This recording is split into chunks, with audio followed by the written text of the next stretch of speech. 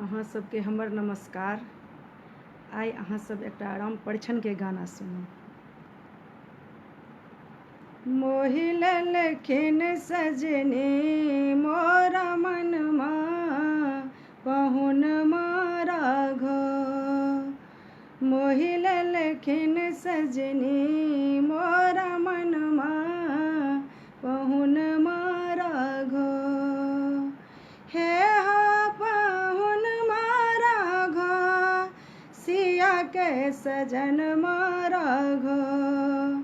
हे हो पहुनमा राघव, सिया के सजन राघव। राजा दशरथ के दुलरुआ, पहुनमा राघव। राजा दशरथ के दुलरुआ, पहुनमा राघव। मोहि लेलखिन सजनी मोरा मनमा, पहुनमा राघव।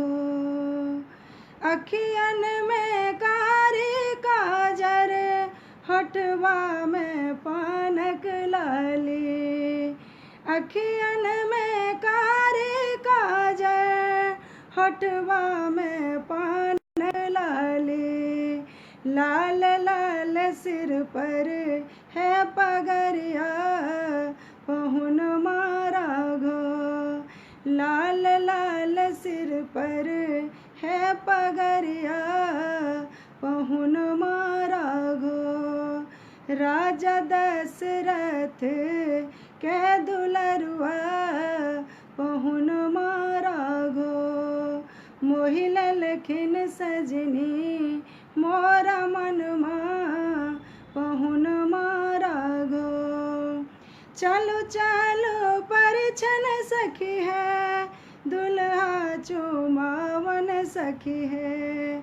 चलो चलो परिछन सखी है, दुल्हा चुमावन सखी है। चम चम चमकेला मौरिया, पहुनमा राघव। चम चम चमकेला मौरिया, पहुनमा राघव।